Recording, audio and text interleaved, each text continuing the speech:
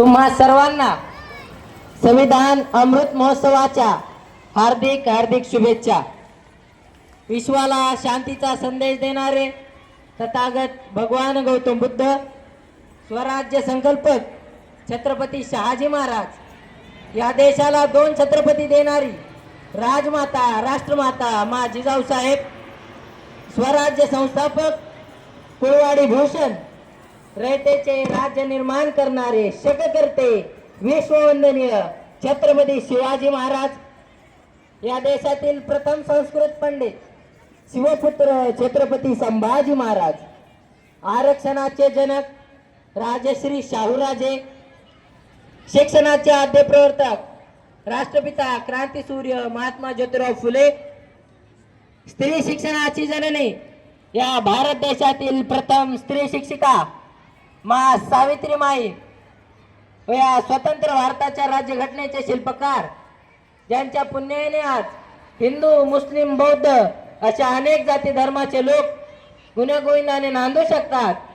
भारतीय राज्यघटनेच्या रूपात आपल्याला सुंदर असा धर्मग्रंथ देणारे महामानव परमपूज्य बोधिसत्व डॉक्टर भीमराव रामजी आंबेडकर, पृथ्वी ही सशाच्या मस्तकावर तरलेली नसून ती श्रमिकांच्या कष्टकऱ्यांच्या तळहात उतरलेली आहे असे ठासून सांगणारे साहित्यरत्न लोकशाहीर अण्णाभाऊ साठे, जगद्गुरु तुकाराम महाराज, राष्ट्रसंत तुकडोजी महाराज, स्वच्छतेचे प्रथम पुरस्कर्ते संत श्रेष्ठ गाडगे बाबा, या भारत देशातील पहिले मिसाईलमॅन टिप्पू सुलतान व या भारत देशातील सामाजिक, आर्थिक, शैक्षणिक व सांस्कृतिक परिवर्तनाच्या लढ्यात ज्या ज्या शूरवीरांनी, थोर विचारवंतांनी, भागवत धर्मातील मंतांनी व साधू संतांनी बलिदान दिले, अशा सर्व शूरवीरांच्या व महामातांना, त्यांच्या विचारास व त्यांच्या प्रतिमेस मी प्रथम त्रिवार वंदन करतो।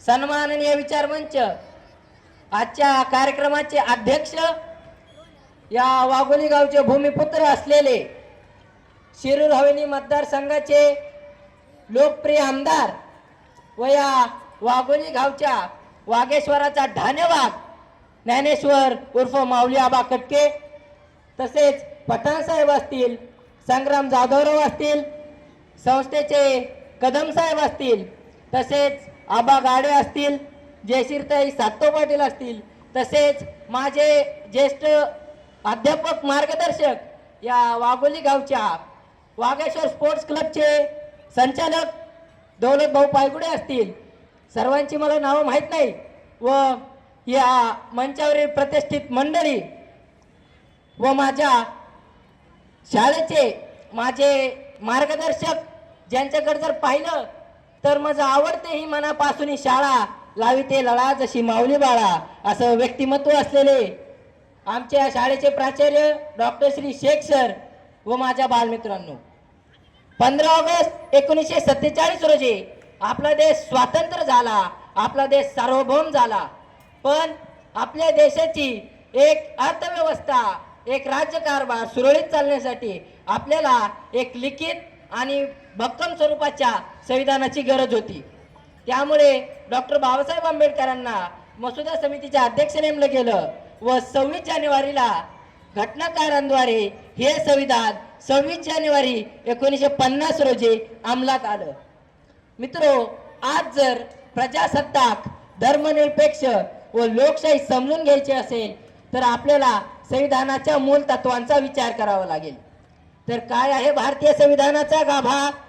तर घटनाकारांनी डॉक्टर बाबासाहेब आंबेडकर व त्यांच्या सहकाऱ्यांनी संविधानामध्ये 395 कलम व 10 परिशिष्टांचा समावेश केला आणि जेव्हा डॉक्टर बाबासाहेब आंबेडकर ही संविधान संसदेत सुपूर्द करत होते त्यावेळेस या संविधानाची एक प्रियांबल, एक प्रस्तावनेची गरज भासली आणि त्या प्रस्तावनेमध्ये संविधानाची एक छाप, एक छबी उमटायला हवी म्हणून त्याचे 2 भाग पाडण्यात आले।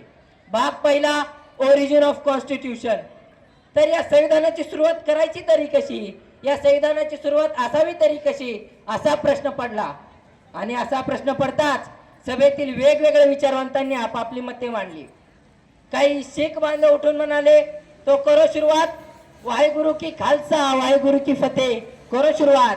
तर त्यावर काही मुस्लिम बांधव उठून म्हणाले अल्लाह को हाजिर नाहिम मान के करो सुरुवात. तर त्यावर काही हिंदू बांधव उठून म्हणाले सर्व साक्षी ईश्वराला प्रमाण ठेवून करा सुरुवात. तर त्यावर काही ख्रिश्चन बांधव उठून म्हणाले all the name of God Yeshu start the preamble. पण डॉक्टर बाबासाहेबांना असा प्रश्न पडला जर कोणी जातीचे धर्माचे प्रांताचे नाव या संविधानाच्या सुरुवातीला लागू केले तर कदाचित त्याच धर्माचे लोक या संविधानाला मानतील, या प्रियांबलला मानतील, बाकी सगळे परधर्मीय कुठे जातील. म्हणून त्यावेळेस डॉक्टर बाबासाहेब आंबेडकर म्हणतात की हे संविधान नको ना गॉड अल्लाह येशू गुरुने ईश्वराने नव्हे तर हे संविधान भारतीयांनी भारतीयांसाठी भारतीयांकडून बनवून घेतलेलं संविधान आहे.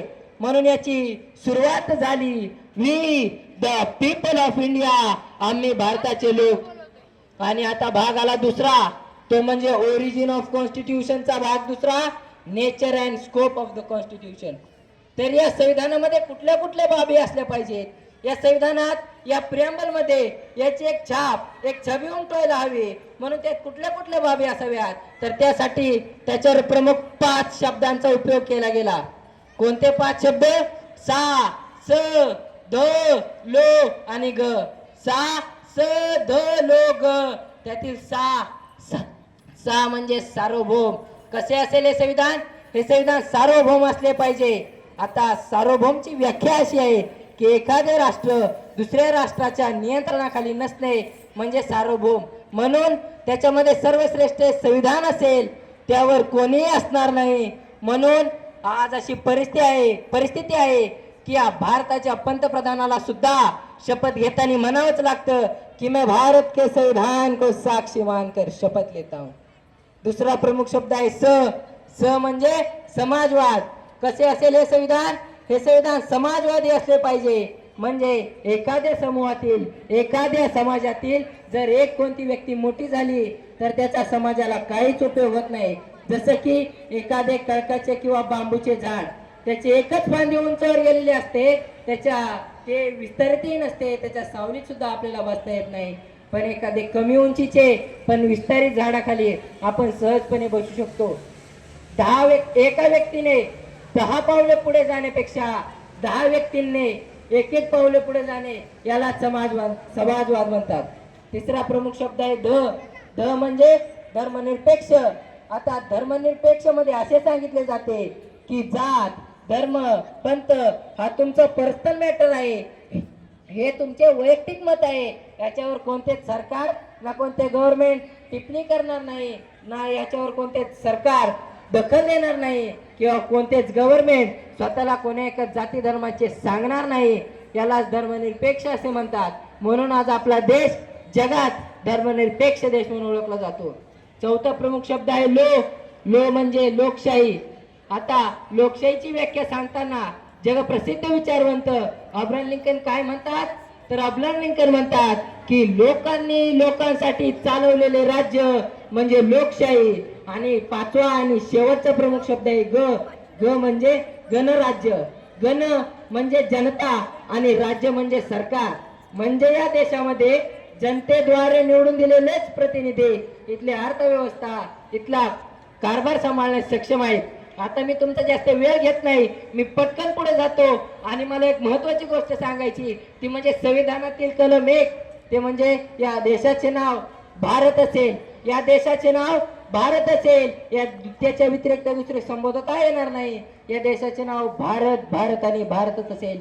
आणि शेवटचा मुद्दा मी सांगू इच्छितो की जे भारताचे संविधान आहे या संविधानामध्ये जी डायरेक्टिव्ह प्रिन्सिपल आहेत त्या प्रिन्सिपल मध्ये असा कलम 43-44 ही जी महत्वाची कलम आहेत ती फक्त मी तुम्हाला सांगतो आणि थांबतो.